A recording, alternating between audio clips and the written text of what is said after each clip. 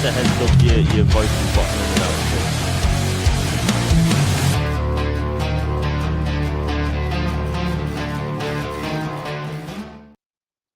Hello and happy Thanksgiving week, ladies and gentlemen. This is going to be a great holiday weekend if you are here in the States and you do celebrate Thanksgiving with your friends, families, and loved ones. Obviously, there's not been a bunch of news, and normally there isn't, but we have a couple of really big stories to get into. Specifically, I've already told you my thoughts and theories about the Game Awards and how I feel that Xbox and some of their games were snubbed. And listen, it happens every year. Again, I said it. I even accused myself of being insane, hoping to do something different or something different to happen. That's the definition of insanity. But you know what? Speaking to the guys this morning, Umbra, who just pulled in, so what? Shout out to Umbra, Chi-Town, wanted to talk about it, and Jamie wants to kind of give his thoughts on it. And of course, I'm not going to reiterate mine. But one of the topics outside of that one we're going to get into is a tweet from Tom Henderson, basically cementing that Black Ops 7 is failing. And look, I'll say this. You know what? I'm actually going to save my thoughts because I have yet to play the single player campaign. I know Jamie has played it. Is it, from what I heard, the best? No, it actually might be the worst. But I am here to tell you that after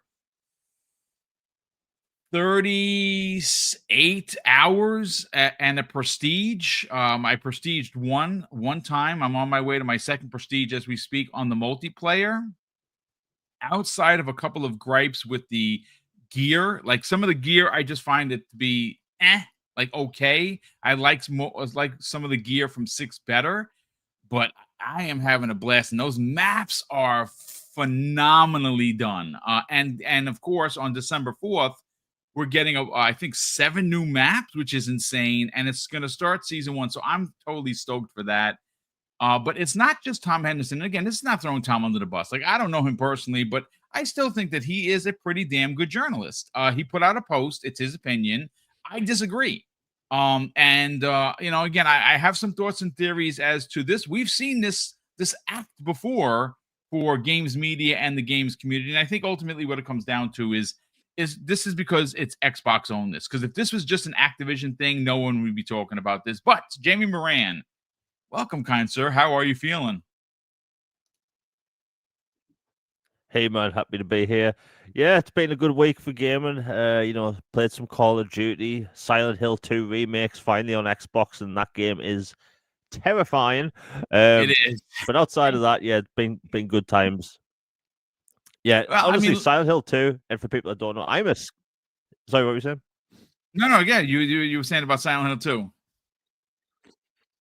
Yeah, Silent Hill 2, I'm a scaredy cat when it comes to horror games. For some reason, the hairs go up on the back of my neck, terrified. I might like horror games. I do. Alan Wake 2, Alan Wake 1, Alien Isolation is one of my favorite games of all time. But my God, Silent Hill 2, it's terrifying. So I'm going slow as possible in it. There's these freaky things that don't have torsos, but they have legs instead of torsos. My God, nightmare fuel. But other than that, it's been a good week. Well, I mean, listen, I got a funny story about Silent Hill 2 and Silent Hill F for that matter. And I'll get to that in a second. But Infinite Umbra, we know you love horror games and you cannot wait to play in the dark at midnight with headphones on. Silent Hill 2. How you feeling, brother? Go. Yeah, okay. Even when he mentioned it, I'm like, I'm over here muted, like, not me. No, man. sir. Like, I don't have time. I'll be too paranoid, man. I'm telling you. I'll be like, okay, I'm good. I'm a big boy. As soon as nighttime hits and I'm going to work or something, I'm like, what was that? I start seeing things. Well, we already heard the story about you going home and then somebody walking past your door. You're like, you know what? Nope. I'm going to hang out with my friend or my mom. So, there you go. My soul halfway left my body. I'm trying to tell you. You know how, like, on the cartoons back in the day where they would I've always seen soul Tom and would Jerry. jump out. Yeah, that was me. My soul was like halfway out, like Doctor Strange, like how soul my knocked out God. everybody. Yeah, that was me. Yeah. No, but good today, man. I beat Outer Worlds 2 twice now. Oh, I'm in the last 90 minutes of my second run. I did a lot of different things this time around. What Yeah. after playing? So how many hours how many days? So me, I'm coming up on 6 days worth of play. I think last I looked, I was at 8 days. Whoa, man, you made me look like a rookie. That's crazy, dude. Yeah, man. I put in some time in it, and I did everything, as you can imagine. And you know what? The only thing that ticks me off, because I love achievements. Yeah. And the problem is Yeah, some that don't pop, dude. some that Yeah. don't pop. It's two of them in Yeah, particular. man. Yeah. Mm-hmm. And I've replayed it. I've done those parts over and over and over. They won't pop. The inhaler one won't go up past 55%. And so I'm just frustrated by that. Other than that, I enjoyed the hell out of the game. I think, honestly, this was better than Avowed from them, honestly. Well, that's where I'm at right now. I'm at a bit of a crossroads for my top two. My game of the year was from the beginning. I had so much fun with Avowed, and I honestly cannot wait to play through it again. And then because of the way Jamie has showed off his footage, I'm gonna play it in a totally different view and like I was a magic user and I played from first person. I used most of the book magic. Now after seeing Jamie play the way he has, and enjoying the third person mode via the Outer Worlds 2, I'm gonna replay it when they do the new Game Plus. Yeah, that'd This be time cool. I'm gonna play it from a third person perspective, but I'm gonna play it from melee rather than the magic. And I think that's what they do really good. Like honestly, it's what Obsidian knows how to do. And to think that they got 2 RPGs and technically 3 if you count Grounded 2, it's just what a year for that team. Survival RPG, I suppose. Yeah, that's true. But yeah, I mean, hell, I still think Obsidian should have probably been nominated and won publisher or developer of the year. Yeah, if 100%. anything, Microsoft would be getting a publisher. Yeah, like they've been a workhorse, man, and they turned out some great games this year. So honestly, by the way, my 8 hours and 8 days rather in 16 hours. So wow, 208 hours right there. So yeah, I'm sure that's small beans to somebody. I'm sure somebody's like, I got 400 hours. Well, yeah. I mean, look, again, it's the game is linear. You know what I'm saying? It's not like you can fly off to other planets. It has, like a set amount of locations. There is DLC coming, which is great. I think there's going to be hopefully at least 2, which would be wonderful.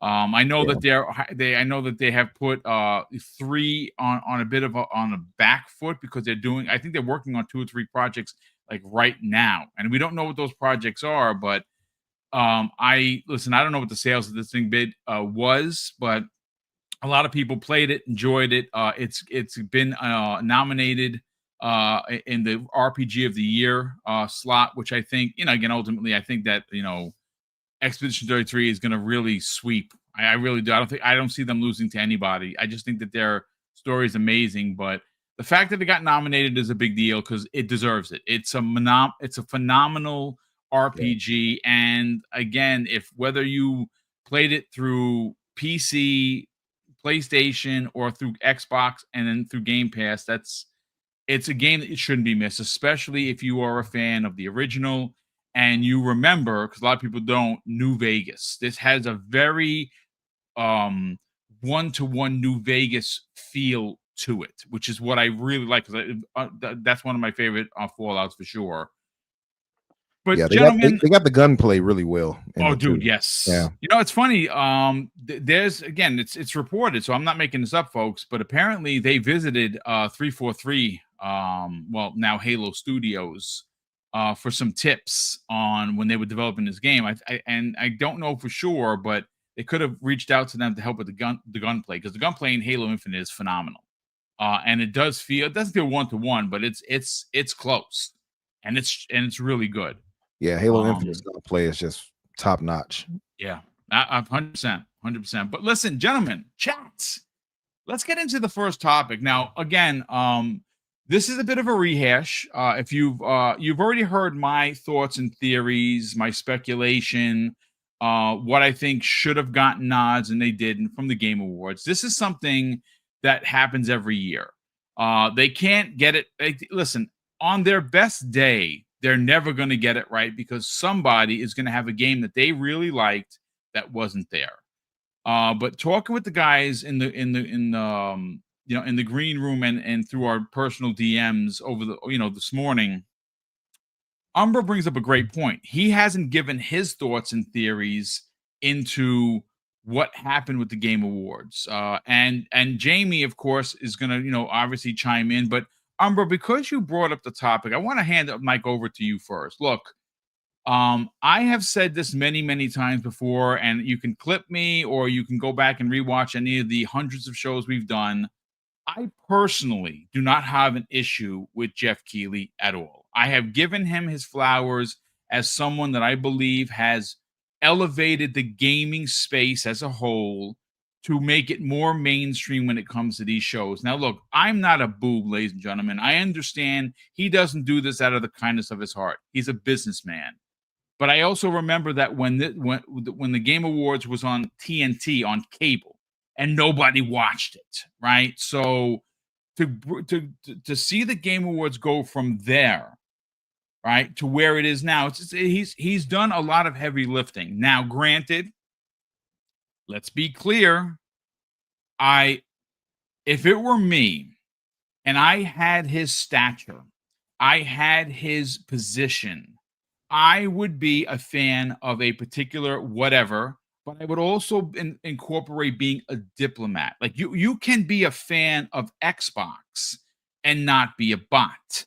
You can also be a fan of PlayStation and not be a pony. And for Nintendo, well, you can call them whatever you want. Nintendorks, whatever. They really don't get in the middle of it. They are who we thought that they were. I'm a Nintendo guy. I'm a Nintendo kid for life.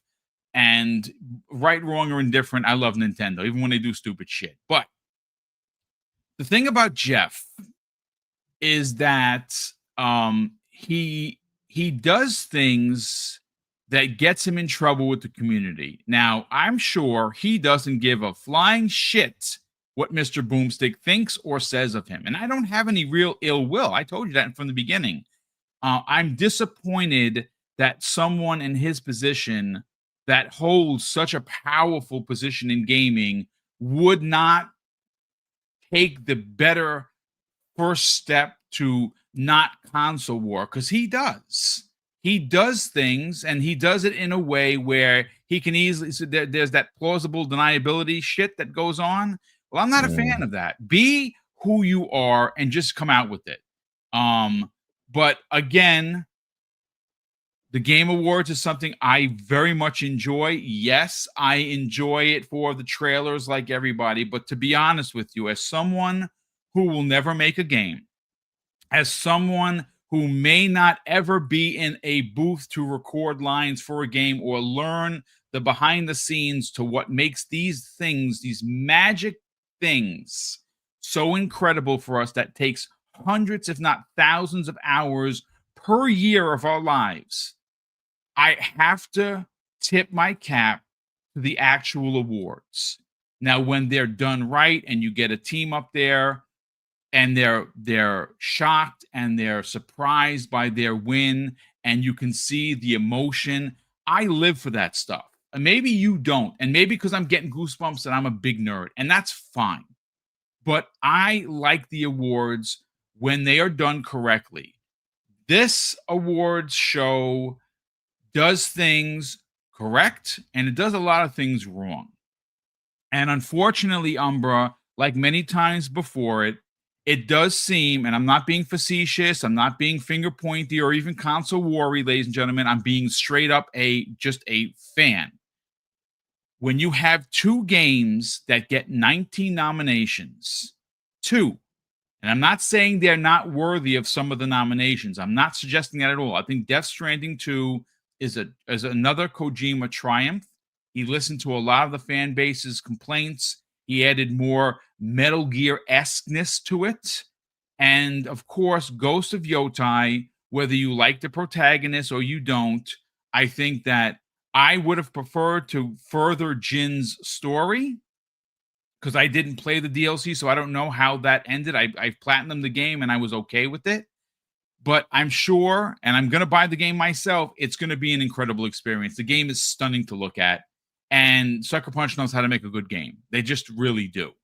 But when you consider 2025, Umbra, as being one of the biggest years in, I want to say, history, because I can't remember a year where Xbox put out Xbox Game Studios, let me get that correct, a dozen games.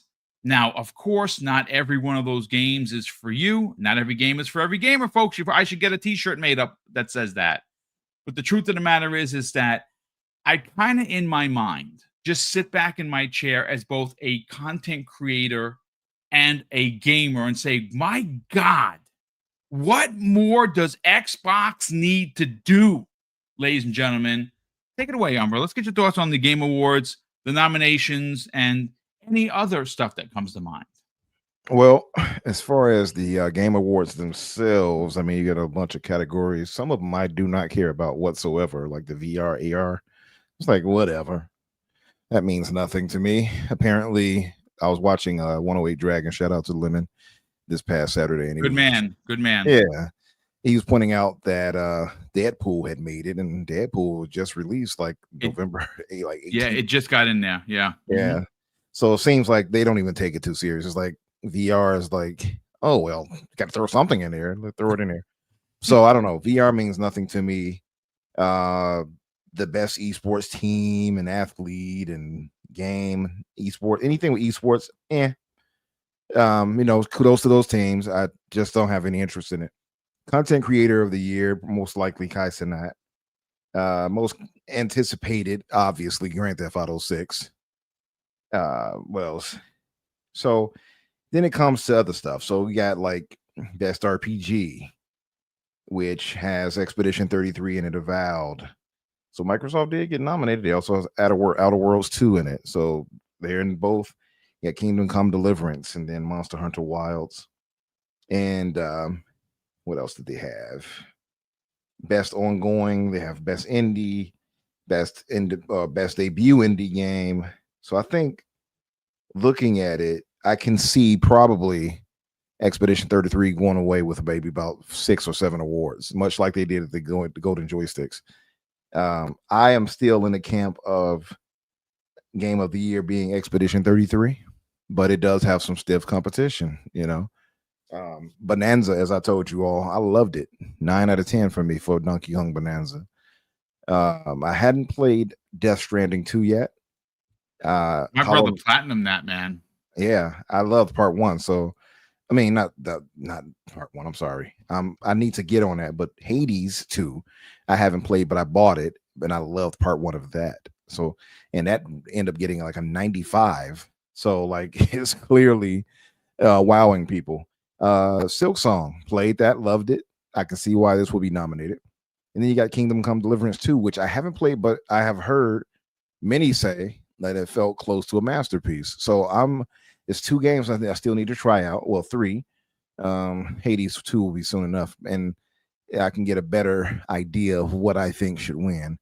Currently, I would say Expedition 33 would be my pick. I don't think I've been changed off that hill just yet. And so that's where I'm at with it. What else? Let's see. You got best game direction.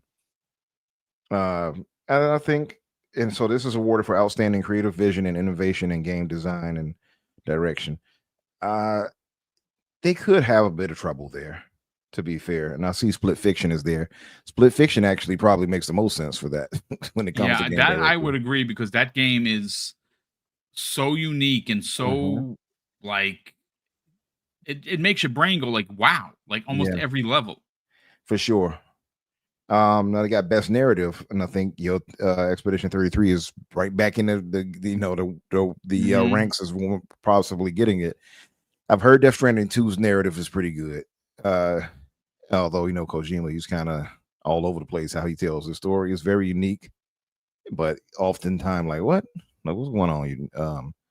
With Die Hard Man over there, Kojima. Anyway, yeah. So best narrative, I think. You know how he always have these random characters. Yeah, Yeah. it's just Yeah. that's what he does. Yeah, he does. So best narrative, I think Expedition 33 might have that in the bag too. Again, though, I still need to play a few more games. I feel like if we're really going to judge these properly, you're going to have to play it. Those who voted on it, some of them we know did not play all the games that were nominated last time. Which is something I have heard behind the scenes. Again, folks, this is just some inside baseball talk. I can't say who told me or how I got this, but I know for a fact that there are some nominations that were given for games that were not even played. Like literally, someone picked it and say, "Okay, oh yeah, pick this," but I didn't play it. I've heard that, folks. I'm not making that up. I can't say how I found out or who told me, obviously, but there's some inside baseball to, and this is widely discussed. This is not something I'm breaking any NDAs or news. This is something that's been discussed before. Yeah, best art direction: Expedition 33, Death Stranding 2, Yote, Hades 2, and Silk Song. I think Silk Song might snatch that one. Just best art direction. Depends, I guess. Hades, all of these are lookers. All of them look good. So like, It's funny because you know what could have gotten in there. Keeper is another game that should have been Keeper. art direction. I can see Keeper.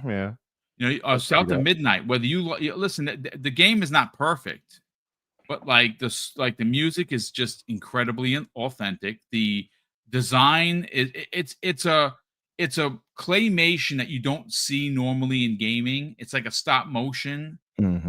That's how I played the game. I know you can shut it off. I think that's a big miss if you do, but that's how many games do you remember or you can recall in the last 5 years that had that kind of claymation, that kind of animate? None. It's only one that does the stop motion one that's close, which was I believe Spider-Man 2 or Miles Morales. Like that was the only one that did that allowed for that with the Spider-Man suit from the movie. But so now I'm looking at best score and music, and you got 5 nominees here, and I'm wondering why not 6? Because the game of the year is 6. So why is it cut off at 5? And if it's only 5, I don't understand how. Okay, so these are the nominees. You got Silk Song, you have Hades 2, Expedition 33, Yote, and you have Death Stranding 2. Hey, I thought I thought Silk Song's music was great for what it was. I don't think it was better than South of Midnight. Me either. Yeah, I agree. I don't see how South of Midnight didn't get nominated for that, at the very least, for music and score. Very unique songs, powerful songs throughout. Set the stage for it. I thought it was. I think that should have made it for that. At the very least, it should have been nominated for musical score. That being the case, with the ones that's listed, I think we can all agree Expedition 33 has some ridiculously great OST. So like their music score is excellent. So since South of Midnight is not there, Expedition 33 is what I'm pulling for that as well. So yeah, I mean, I think that's good enough for me to just on what I think should win. We can move forward. No, I mean, again, it's just one of those things where, and this is gonna listen. I'm not trying to be console warrior at all. It just seems that both PlayStation titles, I got the 19 nominations between them, are in categories because they just want to throw them in there. That's unfortunately, that's how it feels. That's how it looks. Is that the truth? Well, that's entirely up to you. You might think someone might be a PlayStation gamer right now in this chat. They go, boom, I think you're wrong, brother. I loved X, Y, A, and B because, and I'm not going to argue with you. Everyone's opinion is valid. We may not agree for sure, but it's just, man, I don't know how else to put this, Jamie Moran. I don't know what else Xbox has to do to get into any more categories. They got 10 noms, and that's phenomenal. But they released 12 games. You know what I'm saying? And again, this is going to sound like complaining, but people are going to clip this and be like, oh, you see, like a Boomer's crying. I don't cry about nothing. I got all 3 consoles. I'm playing. I got so many games to play. It's almost to the point of ridiculous. That's how many games I'm playing right now. I'm literally doing the cardinal sin of gaming. I'm running through like 6 games at once. And that sucks because I really want to enjoy. Like, I want to finish the Outer Worlds 2, but now I'm in Call of Duty. Now I'm playing Dave the Diver. Of course, shout out to the studio. Gave me a review copy with all the DLC, which I didn't anticipate. They said, "Hey, you want to try it out? We like your show." Oh, that's awesome. Thank you so much for that. I'm playing a bunch of stuff, and I just bought a bunch of other games. Like, I need to stop, like, honestly. But it's just, I guess you can say, frustrating when you see the Game Awards, which may not be the most prestigious. I keep seeing that a lot. Well, boom, it's just the Game Awards. It's still one of the biggest and most watched, right? Like, it's a big deal. Whether you agree, you don't. Maybe you don't like Jeff, and that's fine. But the Game Awards are a really big deal. It really is. It is the biggest show of every single year that they have one. Yeah. And Xbox has 12 games that they released. I mean, you tell me, chat. When was the last time a publisher dropped a dozen games in a single year? I'll sit here and I'll wait because I can't, and I've been gaming since the 70s, ladies and gentlemen. I can't remember that being the case. I looked it up at one point, and I don't think any has. I think the closest was 10 or something like that. And that I think that was Nintendo.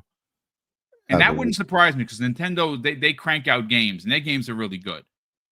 Yeah. I'll say this too, but best performance, I would throw that out.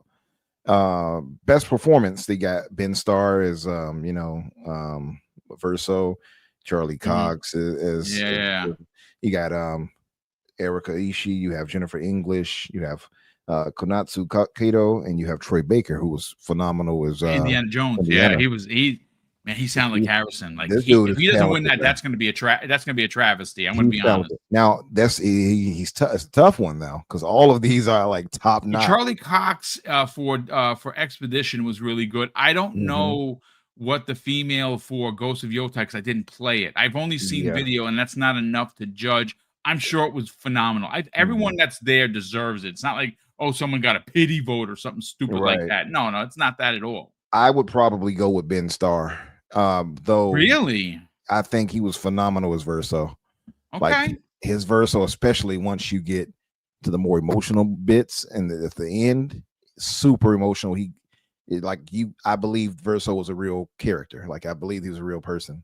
He was like, I think Ben Starr is phenomenal in general though. Like, he was great in as Clive as in Final Fantasy 16 as well, Jamie, which I'm sure you love. But Jamie loves that game. He put 100 hours into that for sure. I actually just bought it on sale. Yeah, he was when I'm phenomenal. gonna play it, but I bought it on sale. Oh my god! Yeah, get to it when you can. Final Fantasy 16 is fun. It is slightly repetitive depending on what you're doing, but but no, he was great as Verso. I think to me, he would probably be the one that I would go to Ben Starr, but I can't get mad at anyone winning it. And Troy Baker was spectacular as Indiana Jones. I literally thought, like, if you don't think about it, you're like, yeah, no, that sounds you close your eyes and you just listen to the dialogue, you would swear 1-to-1 that is Harrison Ford talking. I don't know how he did it. He's good, man. I still marvel at the man doing Mark Hamill's version of Joker in Batman. What was it? Arkham Origins. He sounds just like Mark Hamill, even to the laugh. It's like, how are you this talented, brother? Like, he does so many voices, and he's just great at it. Like, so I wouldn't be mad if he got it. If any of them win it here, I'm like, okay, hey, it is what it is. But yeah, I'm we're gonna see Expedition 33 cast. I will say that. Yeah, well, listen, I actually think they're going to clean up quite a bit. They were nominated a dozen times. I think that they win more than half of those. I do think they win Game of the Year. Personally, I think they're going to win Game of the Year. I mean, again, this is, I don't think them being nominated as much as they have were anything less than what they deserved. Their story is amazing. The game is phenomenal. It's one of the biggest cardinal sins for me of the year that I just started playing it. I got about 8 hours into it. I got to the end of the water level, which is very early in. I just got my first, party member, or that second party member, and it just got lost on me. It got not because again, I have to play that game. But listen, Jamie Moran, let's get your thoughts, and we'll move on to the topic. Topic number 2. We'll catch up on Super Chats channel and gifted subs as well. Again, listen, the Game Awards, a lot of people say don't take it seriously. It's the Pony Awards. That's something that has been, look, Jeffson is a PlayStation guy. That's what he is. There's nothing wrong with that. I want that to be abundantly clear. You can enjoy what you can enjoy. I just think that there's some real criticism that is there for some of the things that he does, some of the things he says, and the Game Awards. Again, when you have 2 games, you release 2 because they released 3 games in total. If you count MLB The Show. But when you release 2 games, it gets 19 noms, and something like Xbox releases a dozen games and gets 10. I'm sorry, man. It's just there's questions. Let's get your thoughts on that, bro. I'll get this out of the way quick. I don't have a problem with Jeff Keighley. I think people have a problem with him that he clearly has a bias, even though he tries to be the face of the video game industry. Xbox will raise the price of something, he'll post about it. PlayStation does it, he doesn't. Xbox fires people, he posts about it. PlayStation fires people, he doesn't do it. Right? It's so blatantly obvious. Like, look, people can go back and watch this. When the Xbox Series X was announced at the Game Awards, right, shocked everyone, right? And when the camera went back to him, he was like, okay, that's nice. And then they went on to the next announcement. And then when Godfall was announced, and then they showed the PlayStation 5 logo at the end. It wasn't even the official PlayStation 5 logo. It just said PlayStation 5. It looked so giddy. It looked like a child on Christmas Day opening up a Nintendo 64, right? It was blatantly obvious. And you can watch it right now if people don't believe me. He made like 7 posts about PlayStation shoes, right? Like, come on. He made 14 posts about the PlayStation 5 Pro when it was announced. And yes, I counted. Like, it's so obvious. Like, the Switch 2 didn't get that many posts, and that's a new console. Well, he congratulated PlayStation for 5-year anniversary, but he didn't do that for Xbox. Yeah, the bias is obvious. Yeah, it's so obvious. Like the 360's 20th anniversary just happened. Did we hear anything? Nope. No, he didn't. He didn't tweet about that. He did not. No. And as someone that clearly wants to be the face of the game industry, right? Where we have Jeff Keighley's Summer Games Fest, we have Jeff Keighley's what's it called? Gamescom Opening Night Live. Even though it's a German show, we have the Opening Night Live sometimes in LA. Why? Why does I'll put that to the side for a minute. The Game Awards. So let's be honest, we all watch for the trailers.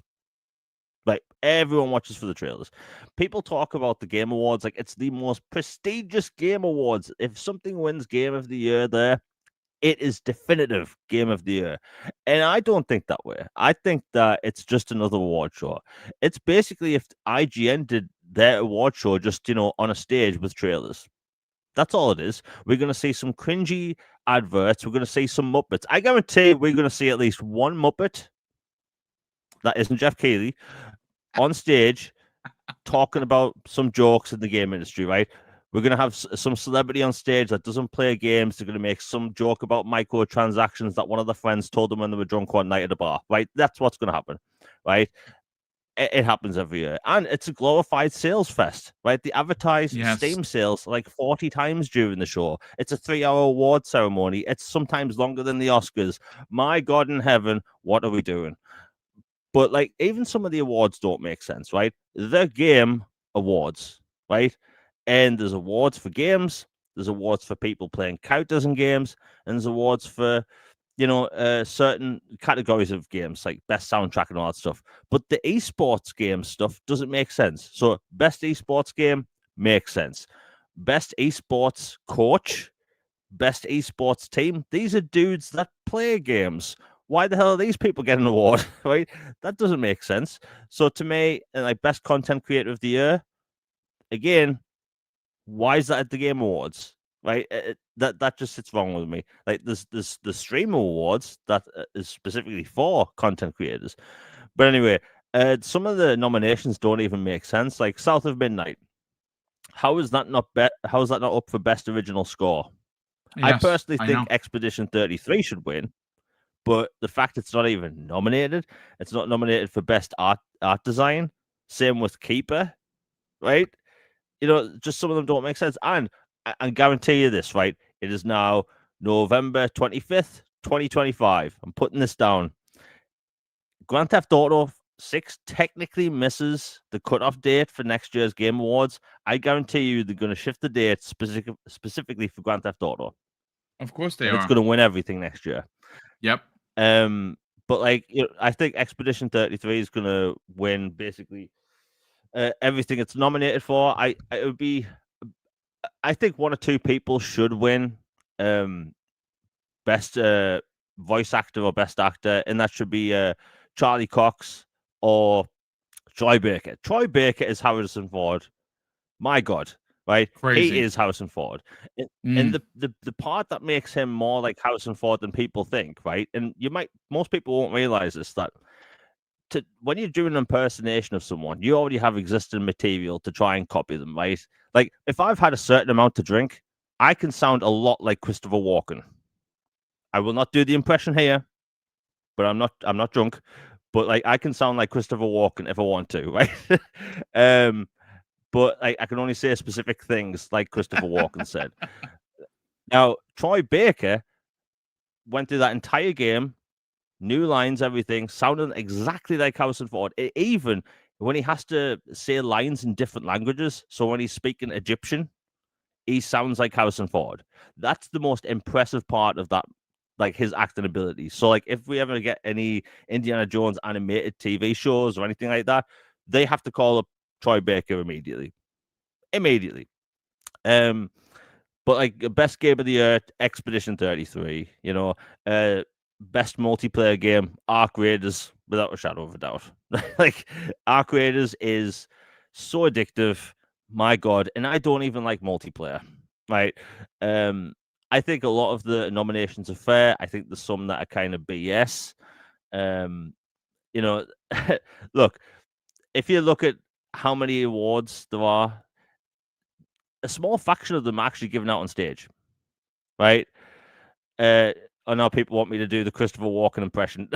Not today. Maybe in the future. But like there's like 30 awards there or something, right? And they give 15 away on stage, and some of them are rapid fire given off. So some awards are prestigious and they should give them on stage to people, and some are not. Some people come up to a podium to get the award, and then they get another person. But some of them, they win awards, and that's it. You don't even see the person get the trophy. So to me, it's just a popularity contest at the end of the day. And we all got to tune into this 3-hour-long show for trailers. We want to see trailers for games we don't even know about. We want to see updates for games we're looking forward to. So, it would be cool to see Microsoft's games that I like being nominated more, but I think this year is actually more fair than others. The Outer Worlds 2 up for best RPG. Great. Avowed hasn't gotten enough love this year. Every single post I make about Avowed, you should look at the replies. My God, there's people literally angry, right? People are just angry at this fantasy RPG where you run around with a sword and casting spells, and people act like it's the end of the world. It's no, it's a good RPG. Good choices. Your choices matter. The side quests in that game that completely changed the game. In the Outer Worlds 2, it's a brilliant RPG. But that's just my take on it. I mean, again, fair takes from everybody. I mean, I'm reading the chat back and forth, and everyone's pretty much saying what they thought, and then that this is more of a PlayStation Awards, and it has been called that for years. You're going to get a lot of people to push back and say, well, it's because they deserve it, and some do. I mean, listen, I take nothing away from what Ghost of Yotai and Death Stranding have done for PlayStation. I mean, they haven't had a lot of first-party games, and those are first-party games for them. They're highly reviewed, and they both look stunning. And if you're into graphics, then those games are definitely up your alley. Whether you believe they deserve any of the awards they won is, again, that's up for conversation. But Boom, If I could interject, Please. I feel like Jamie owes us the Christopher Walken impersonation. I don't know. I mean, I'm not going to say no. I can only do it when I'm drunk. Okay, there you go. We got to get him on. We got to send a bottle his way and to get him on the show and then do it. Gotta get you a little tipsy. I see how it is.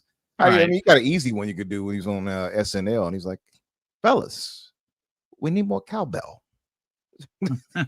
Christopher Walken is very unique, man. Indeed he is. Indeed he is.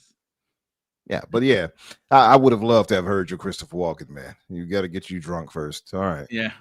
All right. Well, that's going to be one of the 2026 New Year's resolutions. It might happen. Get Jamie drunk live on the air and have him do Christopher Walken impressions for 30 minutes. That might be the one YouTube video that gets me 1 million views. Who knows?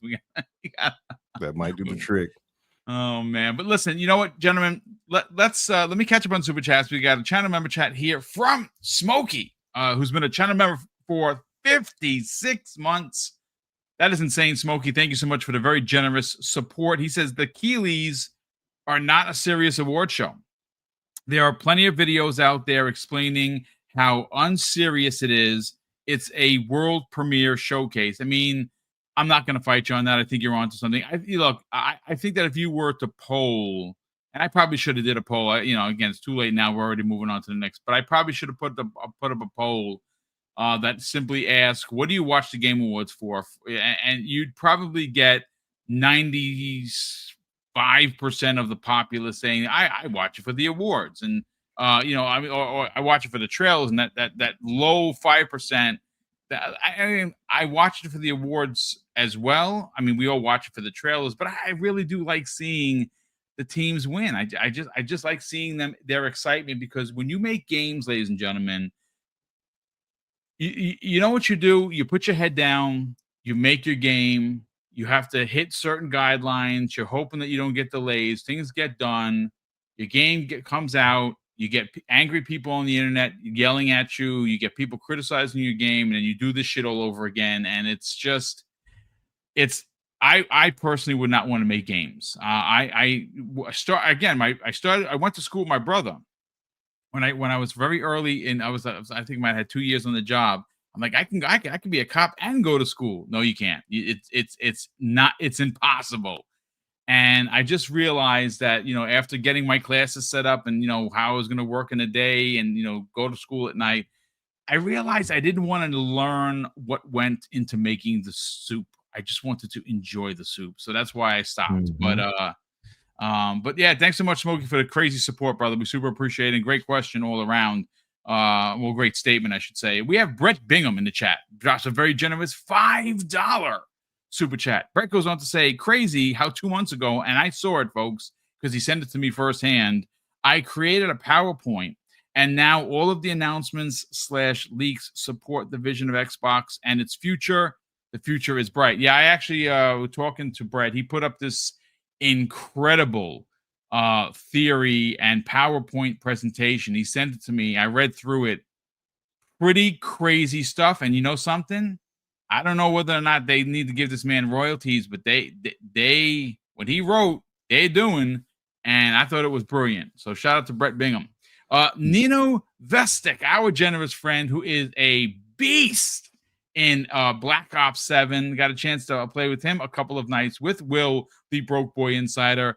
And my God, Nino is just a monster when it comes to Black Ops 7, which we're going to get into. That's going to be the next topic, because apparently, like everything else, not only is Call of Duty dying, it's Xbox's fault. We're going to get into that. But thank you so much for the gifted sub, brother, as he's done so many times before. Of course, if you did get the sub from Nino, give him a thank you, man. Anyone that donates, say thanks if you get one. Brett Bingham drops an additional, very generous $5 super chat. He says Xbox doesn't have exclusives, quote, just know ponies won't have access to the additional 17,000 games next gen on third-party storefronts. I mean, I just really think out of don't know if I mean, I think the best way to say it is out of the failures of what Xbox was unable to do with their current hardware, meaning they break into, somehow get past PlayStation. PlayStation is a very popular brand. I just think they needed to do what they're doing now. And I think that, and I keep saying this, there are a lot of people in the games media, and even some of some of the really really big YouTubers come up with this. Well, I don't understand what Xbox and Microsoft is doing, and that's a bunch of malarkey, folks. I'm sorry. If you do this business as much as the three of us on this panel do, and as much as the people that are in this in the chat right now listen to, I think it's safe to say that what Xbox is doing should not be viewed from a singular lens. They are doing a lot of really big moves that are broken down into smaller ones, and there are a lot of people in the press, and there's a lot of fake neutrals that will try and tell you that they don't understand what they're doing when it's clear as day what they're doing. They're circling the wagons is what they're doing. And their next console is going to be so different, and it's going to do things that no home console has ever done before. It's going to be the first time since the Panasonic 3DO that you're going to see other manufacturers making OEM devices for Xbox. They're going to have their own handheld and their own console in 27. Game Pass is going to continue to be funded. You're going to be able to play every store that has games on any device you have. They're doing things, ladies and gentlemen, that a lot of people refuse to give them credit for, and that's fine if you don't. But you got to admit they're not sitting there with their hands in their pockets. They're doing things, and when it all comes together, and there is the unified UI, and there's the Play Anywhere means literally you pick up a screen, you log into your Xbox account, and what you have played and where you were in that game are going to be available across a multitude of devices. It will come into fruition, and people will be like, oh, shit, I didn't see this coming. Well, you should have, because the writing is on the wall. But let's get into this tweet from Tom Henderson. Now, Umbra and Jamie in chat, look, let's be clear. If there's one thing we learned or have learned about Call of Duty when it was Activision's and now that it's a Microsoft-owned IP, there are going to be big years and there are going to be down years. And a perfect example of that was Modern Warfare 2. When they redid it, it was stunning. Incredible game. I almost got every achievement in that game. Unbelievable. And 3 comes out. And 3, as we know, felt half-cooked. It had a bunch of Warzone-esque levels, which I really enjoyed, but I was, of course, very clear that it was not what we were hoping and wanting, right? But interestingly enough about that game is it was reviewed poorly. It was touted as a Call of Duty failure, but wound up being the best-selling game at the end of the year, right? People loved the multiplayer. People were okay or very so-so about the single player. And here we are, the next year after that, Black Ops 6 comes out and basically just changes the world when it comes to the conversation of Call of Duty, right? As it stands, and this is pretty incredible. It's a kind of pretty incredible stat what I'm about to tell you. Black Ops 6 that released last year is in the top selling games of all time on PlayStation. I want to just sit back in your seat and think about that for a second. A game that came out last year is in the top 10 best-selling games on PlayStation's history. That's ridiculous. People are playing it. People are loving it. It was number 1 on Xbox again, number 2 on PlayStation in the list or a tweet that I got. That's pretty powerful. And of course, well, here's Black Ops 7. Now, a lot of people like myself was like, oh man, a continuation to 2 and to 6, how are they going to do it? Well, the single player, from what I understand, is just horrendous. There are no checkpoints, no saves. You literally go in. If you wait too long, you get bounced out. It's not a good campaign. I honestly don't like the idea, and I know that there's ways not to have to play with others, but a single player campaign is I want to just play that, as a single player. I don't want to have to group up with anybody. I don't want to do that. So it's probably a campaign I'm not going to get to, honestly. It's not because I can't find the friends. I have people want to play every day. It's just that I can't make that kind of time. I can't lock in a Thursday at 8 to hang out until 11. At night is all about Mrs. Boom. Sorry, that's the way my life works. But the multiplayer is complete fire. And it launched with more maps than any Call of Duty before it. I've enjoyed almost all of them.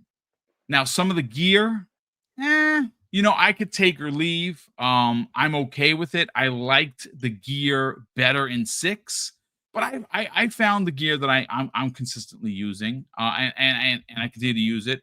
It took a while to find my favorite weapons. That you got to kind of ease into those. You got to level up your weapons to the that make it feel comfortable for you. I have my 5 set. I got my sniper. I got my shotty.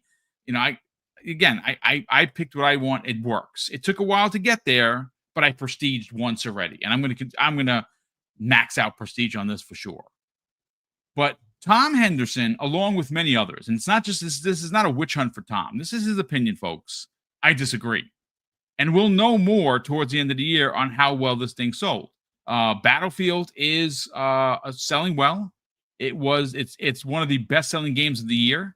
But that's because it had a jump start on Call of Duty. We got to give Call of Duty an opportunity to catch up. We'll see by the end of the year when December 31st of 2025 turns into January 1st of 26, the numbers will officially come in and we'll know who was the best-selling game. I have a feeling it's going to be Black Ops 7, but we'll see. But Umbra, there is conversation in the games community the same way it was with Modern Warfare 3 that, Call of Duty is failing. Activision is failing. Oh no, Xbox, look what you've done. I mean, it's the same old, rhetoric. But Tom Henderson says this in a tweet from the other day. Call of Duty is failing now because it's an annual release. And they push their teams to hell and back to get Call of Duty out the door.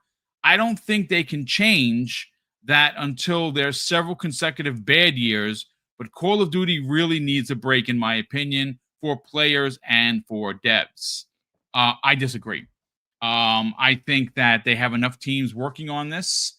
I think for crying out loud, they've been doing annual releases since, I think, 2006. We are in 2025, at least by my watch. So for the last almost 20 years, this is what they've been doing. And of course, there's been some down years, like I mentioned. Modern Warfare 3, not the greatest. Their single player campaign was okay. It wasn't great, but it was still the best-selling game that year. I have a strong suspicion that Black Ops 7 is going to be the best-selling game of the year. I want to get your thoughts on this so-called witch hunt, if you will, for Call of Duty being dead, or Black Ops 7 failing, or Black Ops 7 being rushed out the door, or it being an expansion. I mean, listen, it's not the greatest of releases. The multiplayer is fire. The single player is not that great, from what I understand. I want to get your thoughts. Bro. Did he fall asleep? Oh, no. Oh, there he is. There, I'm back. I stepped away. What was the question, Boom? The question is, you know what? I'll repose it. I'm going to actually, let me give that to Jamie, and then we'll come right back to you. Jamie, what are your thoughts on the conversation of everything I just said, and of course, regarding Tom Henderson's, Black Ops 7 specifically is failing? I can talk about this very specifically because I haven't touched the multiplayer, but I've played the campaign. Okay, there you go. There's a lot of misconceptions about this campaign, and it doesn't help that none of the big media outlets have actually reported on it. So you're going to get it here. Okay. I've been playing through it solo by myself. Like you can have the option. So basically, if you play Warzone, you can click I think it's the left trigger, and you can have squad autofill on or off. You do that for the Yes. campaign. So when you fire up the campaign, and by the way, it being called co-op campaign doesn't do it any favors. Like, I'm literally playing Okay. solo. You click squad autofill off, and you can play by yourself.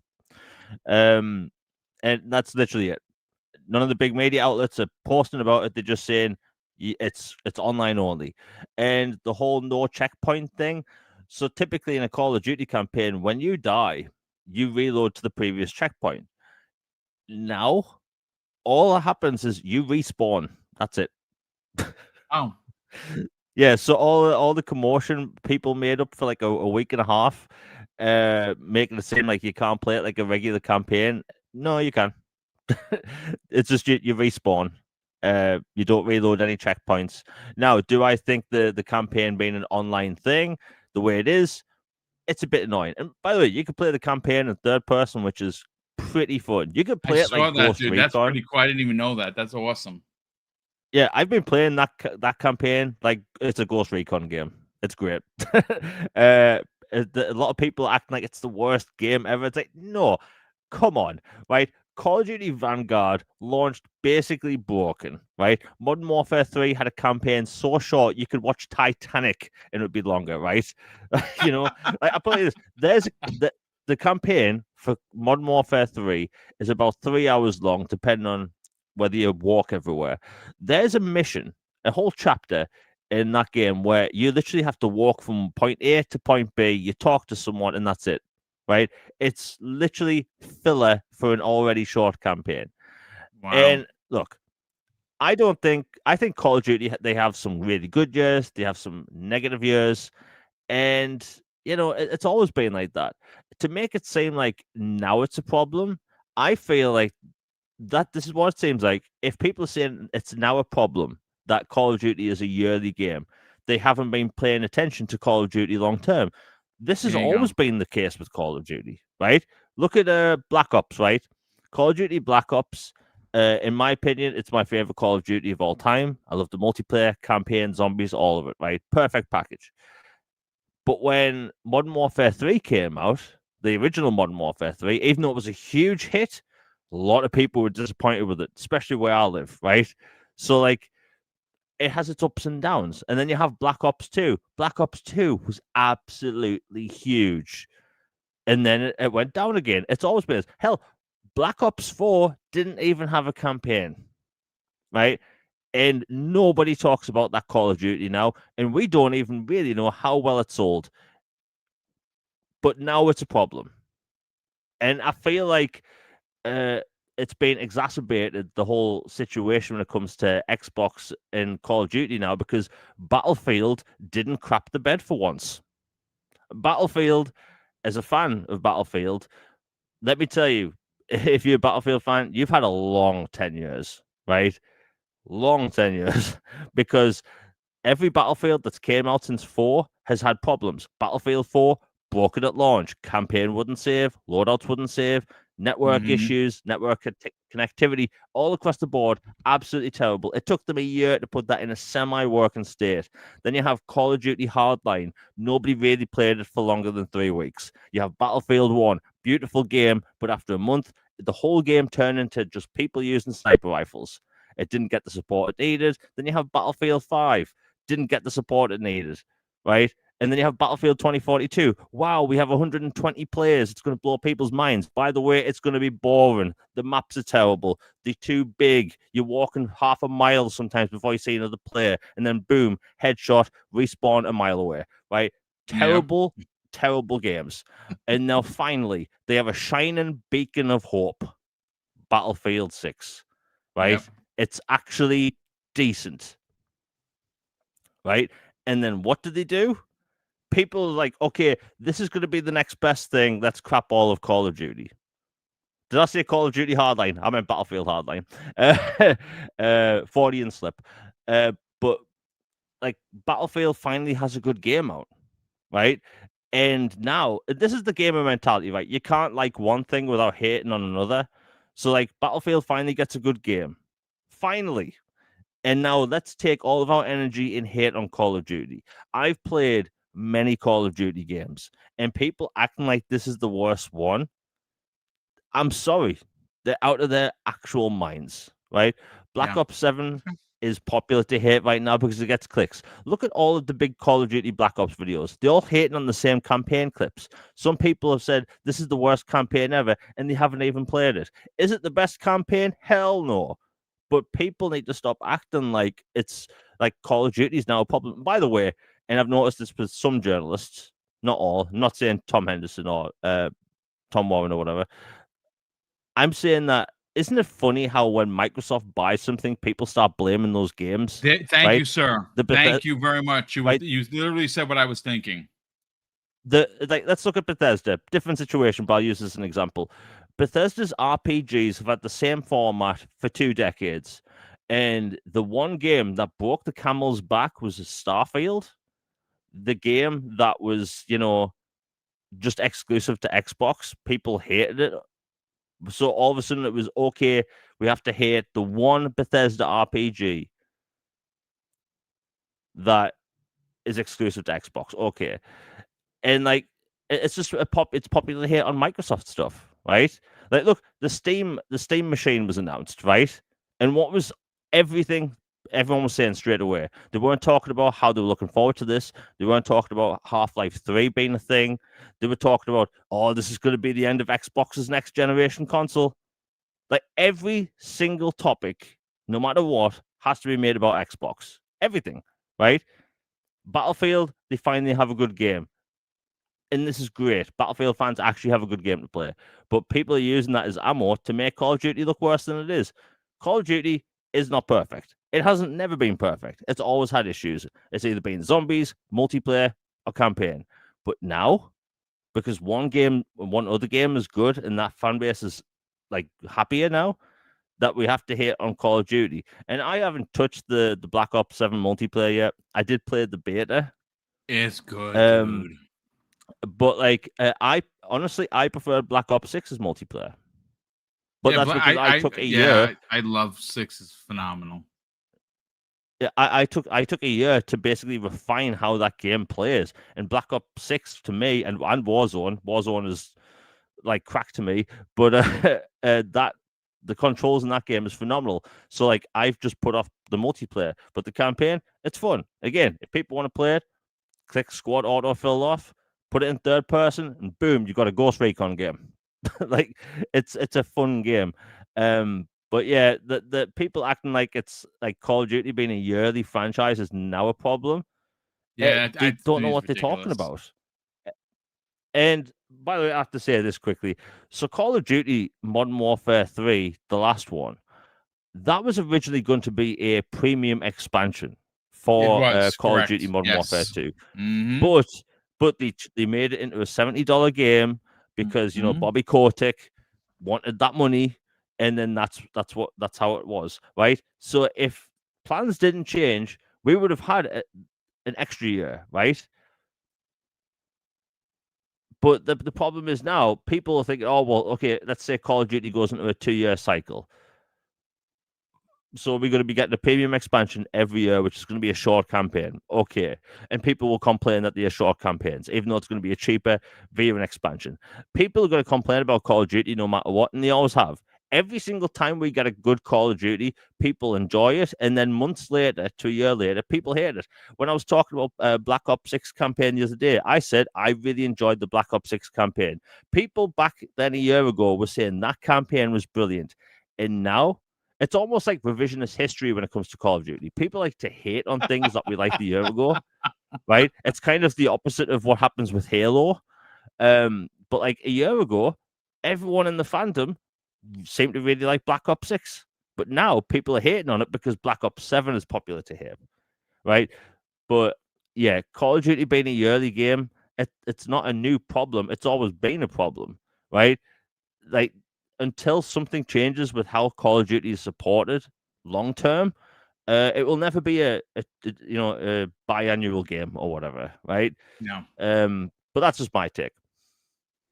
I mean, listen, great takes all around. Umbra, I want to bring you in because I want to read some of the headlines. And folks, I'm all about that evidence-based conversation. So we're not going to actually say who said some of these things, right? But I want to reread the tweet from Tom Henderson because this is the sentiment. Call of Duty is failing now because it's an annual release, which again, Tom's been around, so I don't understand how this is a problem. I agree with Jamie. It's been an annual release for decades. It's just it prints money. It is what it is. It's what people expect. It's what hundreds of millions of people play.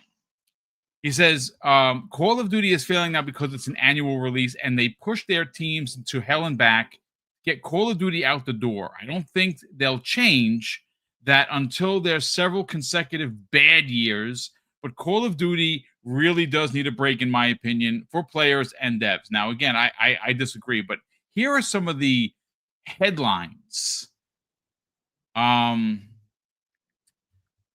This year's Call of Duty Next served up everything wrong. Here's another one. Call of Duty is in serious trouble right now. Call of Duty is being destroyed, quote, too big to fail, they said. Black Ops 7 just took a serious hit in Europe.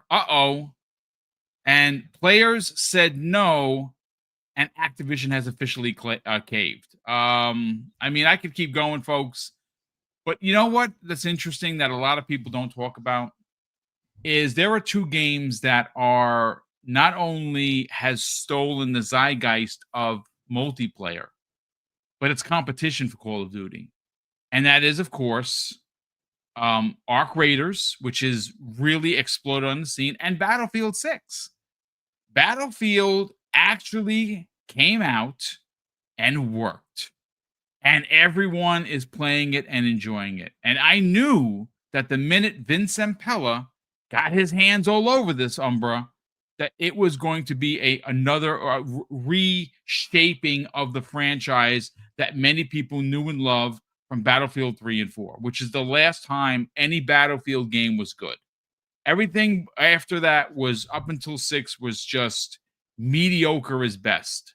So I want to get your thoughts on this. I don't know how much of Black Ops 7 you have played, but do you think that there is a inherent extra dose of hate because this is not only in Game Pass, which seems to be another running narrative, but one that because Xbox now owns Call of Duty, somehow there's extra magnifying glasses on the franchise. What are your thoughts, man? Yeah, 100%. I don't think it's even like a surprise at this point. I agree with you, Vince. Yeah, he's a master at his craft. He really is. He gets on there and manages and does what he does as a producer and everything. And I saw him going over to it too. I already knew they were going to turn out something great with Battlefield 6. But yeah, I agree with what Jamie was saying. And the fact of it is, it's much in the same vein of the Steam machine, like he was talking about, where before the narrative was, oh, it's going to be a PC, the Xbox is a PC, and nobody wants that. And then all of a sudden, the Steam machine is like, oh, Xbox is dead. Oh, this is great. This is going to change gaming forever. And you start seeing the fake little YouTube posts like, oh, this changes everything. And like, it's like, all right, like settle down. And it's always a more negative spin when it comes to the Xbox side of things, I've noticed. And of course, I think with this being tied to Game Pass as it was, the previous game obviously did exceptionally well. So now they're seeing this and they're like, let's see how long that lasts. They're waiting for the game to have a hiccup. They're waiting for something major like this to have a hiccup and to blame Game Pass or blame Microsoft somehow. I think it's silly, and for a few reasons. One, because their formula hasn't changed. It's not like Microsoft is over there telling them what to do and how to make their games all of a sudden. No, they're still doing what they do the way they do it, right? Like they haven't influenced that or changed that. So how is it Microsoft's fault for, oh, this is not living up to whatever? And mind you, I've only really heard that for the story. Everything else I've heard was pretty exceptional, specifically like multiplayer and zombies. Which I probably would play zombies, mind you. But I know like a lot of the complaints and or at least the armchair analytics were like, oh, it's down. The European launches sales are down 63%, and and Black Ops 6 and like compared to Black Ops 6 at that time and blah blah blah and Battlefield 6 is doing this and had a peak of this while Battlefield had this. I think it's much in the same way of any major release that has major competition. Battlefield 6 just happened to have Vince being at the top of his game, bringing them back into what they needed to be, and the game got a lot of people attention. And Black Ops 7 doesn't mean it's a bad game. It just means that there's so much more competition that's going to pull eyes away at times. It is what it is. But if you would be foolish, I think, to be suddenly like, oh, this is it for them, or oh, woe is me. Like they're still selling crazy. Like, come on. Like, I don't know how it compares historically to other releases, but they're not hurting. You know what I mean? So, and like there are some analytics that go to that, such as top of the charts, performance. So, like with when Europe, they made much ado about that, but for the launch week, it was number one in Europe, which you would expect in November 16th and such. That was ahead of Battlefield 6 and other games like NO 117. And then, it was ranked number one on PlayStation. It was number 3 on Steam Stop Sellers, free to play, like all these different things. And obviously strong on Xbox, despite it being in Game Pass. Yep. So like there's still clear things where it's still doing exceptionally well. Definitely high player engagement, right? And it's specific areas. But again, you have so much strong competition with Battlefield 6. People's attentions are shifted all over the place. We can't expect them to always have that when it comes to this. It's just, and we had this experience learning that from, well, at least I did, from being a Halo stan and seeing how those numbers would dwindle when Call of Duty would drop. It's like, yeah, you got strong competition like that. People are going to be split. They're going to have to make a choice. It is what it is. There's only so much time in the day for you to play. I mean, think about it. You are trying to figure out a way to play Arc Raiders, Battlefield, and Call of Duty. It's going to split, dude. That's just the way it is. Yeah, and that's not even counting other games like, maybe Marvel Rivals. And like, there's so many other games that people have, like, who are very multiplayer focused, are, shifting their eyes to. I don't have the energy for it. I really don't. I couldn't imagine. Let's jump on this. Let's jump on that next. I'm like, no. Check this out. Let me read you, because this just came in from Charlie Intel, right? It goes right to your point. So this is great context. So I have both PlayStation and Xbox. I'm going to only read their top 5, right? This is again Charlie Intel. I'm going to add it to the show notes if you want to check it out. It says Call of Duty Black Ops 7, Warzone, and Black Ops 6 was the number 1 most played game in the US on Xbox and number 2 on PlayStation for the week ending in November 15th. Battlefield 6 includes both Battlefield 6 and RedSec, which of course is their free to play, fell to number 5 on PlayStation and number 4 on Xbox. And Arc Raiders is moving up the console chart. So check this out, folks. Here are the top 5 for both. We'll go first with PlayStation. So these are the top 5 most played games as of the 15th of November. Fortnite, Call of Duty, Grand Theft Auto 5, Roblox, Battlefield 6. For Xbox, Call of Duty, Fortnite, Roblox, Battlefield 6, Grand Theft Auto. There you go, Umber. Yeah, absolutely. Look at Grand Theft Auto 5, by the way. Sheesh. Grand Theft Auto 6 sales are going to be astronomical. Like, people are still like heavy on Grand Theft Auto 5.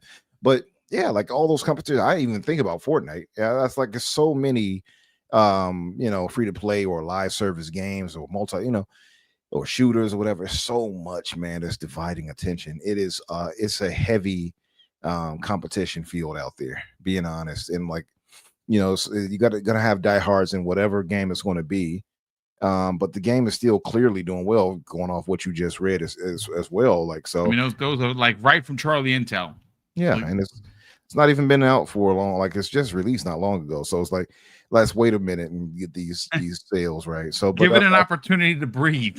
yeah, give it a minute, right? But I don't have any. Like, I mean, this is like stuff like this doesn't phase me. I hear this and I'm like, whatever. Like, what? Okay.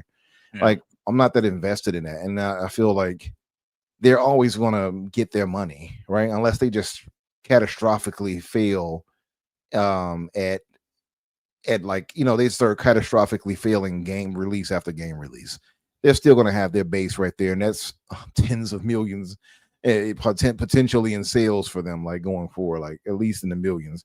So I don't think they have anything to worry about. I think this is going to do just fine. I think Battlefield 6 is going to do just fine. It is what it is, but the whole doom slaying, I almost said doom slaying, the whole doom saying with this, I think it is.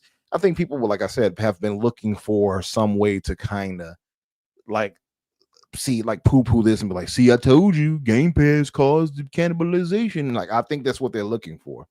I think they're looking for some way to say Microsoft cost them something. And I don't see how they can come to that conclusion. What has Microsoft done that would have diminished it, unless they're talking about, they put it in Game Pass, so they took away sales. That's the only thing they could really say. So I don't know. But I don't have any worries about it. I think the game is doing fine. And I think it's going to continue to do fine. Like I said, I am very much enjoying it. I am going to say that now that Jamie said that you can play in third person, which I know I knew about thanks to him, because he posted. I'm like, is that Call of Duty? Yeah, it sure is. And the fact that you just respawn, like you don't lose anything, I'm probably going to give the single player campaign a run through, because it is wacky. I mean, we all know what the end boss is, and it's like something out of Arkham Asylum. Like it's with Scarecrow. It's crazy. But I do know that you can play and level up your online character stats as well and unlock a bunch of stuff. So I'm probably going to start playing that just to give it the old college effort to unlock stuff. But yeah, I prestige already once. I'm level 9 on my way to prestige 2. I'm gonna prestige 10. I'm gonna get prestige master. There's no doubt about it. And I think it's the 4th of December is season 1. And I always pick Black Cell because I like their some of the outfits that they have, the skins. So I always go Black Cell, but I'm very much looking. Always bet on black.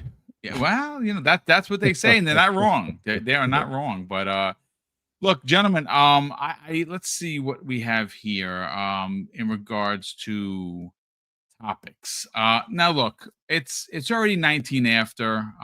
Again, I don't like delivering shorter shows, but I mean, the news has just been what it is. There hasn't been a lot of news. I mean, there is something that's floating around thanks to Ecstasies, but we don't have enough to go on.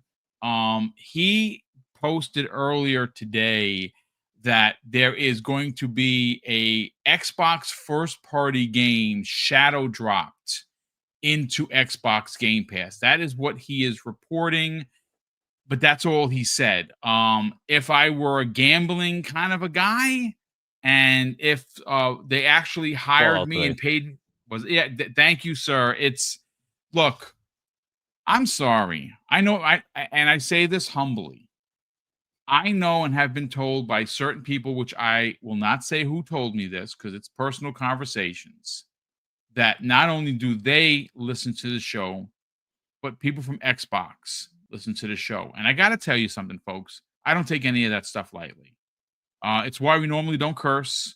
It's why I am pointed, but I don't. I like the way I do the shows. I like the fun, friendly, welcoming atmosphere. If it's not for you, then don't listen.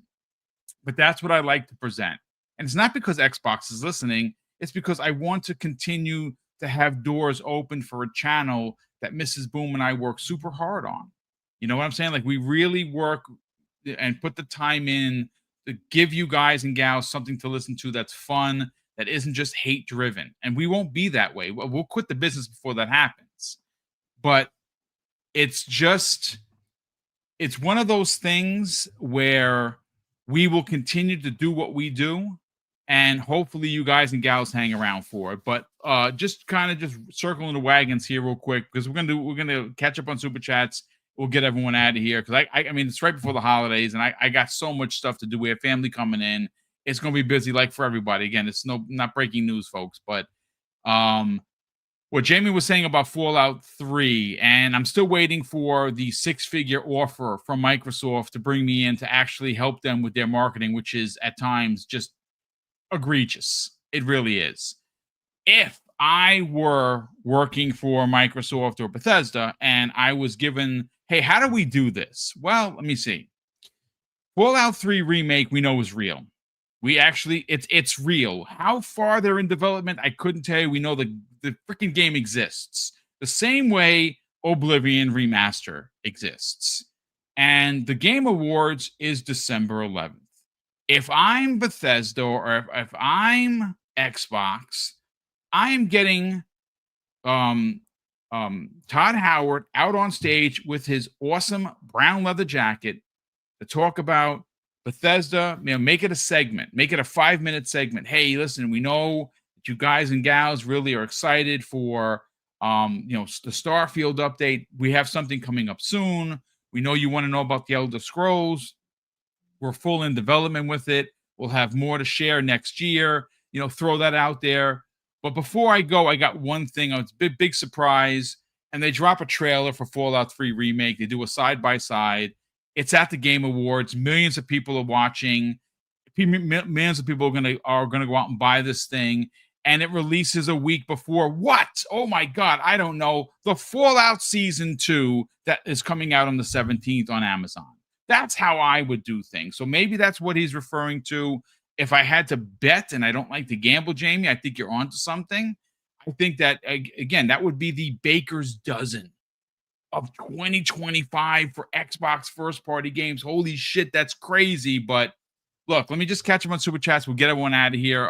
If that does break, obviously, we do have one more show before the holiday because there's not going to be a show Thursday and there's not going to be a show on Friday. I'm going to take off. I'm going to let the panel take off so they can just recharge their batteries. But we do have Sith Lord in the chat, who's been a channel member, folks, for 43 months. And he goes on to say, the Game Awards is a clown show. It's not serious about itself or the industry. Fans do a better job than that ringleader. Love your show. Happy Turkey Day, brother. Well, thank you so much for the kind words, Sith. And we talk every day as well. I mean, unfortunately, like I said, I like the Game Awards, but we know really what it is. That's never going to change because Jeff Keighley's running the show. But, gentlemen, we'll start first here with Umbra. Umbra, obviously, you normally do a show on Thursdays, which, by the way, congratulations on your 100 plus episode.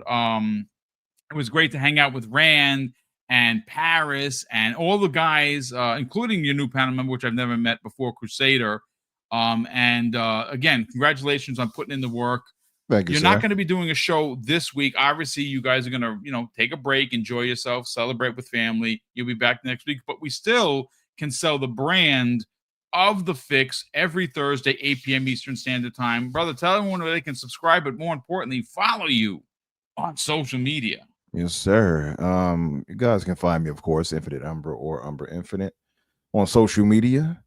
Like Boom said, Thursday, obviously there will be no show, but I mean, I wouldn't expect any of you all to be there anyway. You're probably stuffing your faces, Oh, brother, I'm working out. I worked out yesterday. I'm working out today. I'm working out tomorrow. I'm making sure I'm putting in the work so I can enjoy myself. Slim down just even a few calories so you can That's right. it and gain it all back on Thursday. I'm having a salad for dinner. There you go. It would use Italian dressing or like olive oil or something. Yeah. Make it extra light. But yeah, no, man, it's going to be a good Thanksgiving. I'm cooking the turkey again. I actually throw down on some turkey now. I got to show y'all my turkey. I've gotten better at it more and more. Like my turkey it's nothing to play with. I'm pretty good at it. How many days do you allow it to marinate? I'm just curious. I do a dry brine for about a day, if not okay. 2. All right, nice. Yeah, nice. A good dry brine for about a day or 2 will give you a really tender turkey. Also, I do what they call the terrible name. I'm just going to say the other optional name, which is the butterfly. and I butterfly it by taking out the spine, and you crush the chest piece, plate, or wishbone, whatever you want to call it. You press that in the front, and it will make it more evenly cook the breast with everything else. Yeah, because the breast is always the troublesome part. Where it's the biggest part of the bird. Yeah. But the other name, by the way, for those maybe wondering, instead of butterfly, they call it spatchcock. Terrible name. I don't know who came up with it. And I'm like, they need to change that name forever. Yeah, I'm gonna spatchcock the turkey. Like, no, don't ever tell me that again. But I'm gonna make the turkey, man. I'm gonna have a good Thanksgiving. I hope all you have a great Thanksgiving too. My family, just to throw this out there, we used to eat sometimes our Thanksgiving food so late. My girl, I used to talk, my ex, she one time told me, and we ate like it was like 11 at night. I kid you not, because we were so far behind. It was going into like midnight. And she said, "What are you all doing? You haven't eaten yet?" I said, "No, we're just about to right now." And she said, "Y'all not even having Thanksgiving. Y'all having Black Friday feast." That's great. I was like, "You're not wrong." But yeah, so I hope all you all have a great Thanksgiving, and post your plates and food and things like that on Twitter so we can all see it.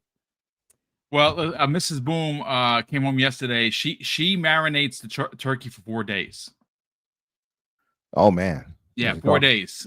She does. She doesn't do a dry rub on it. She does the injection into it with the into the big parts of the breast and everything. Yeah, and it like melts. It's incredible. I can imagine 4 days of that. Oh yeah. Yeah.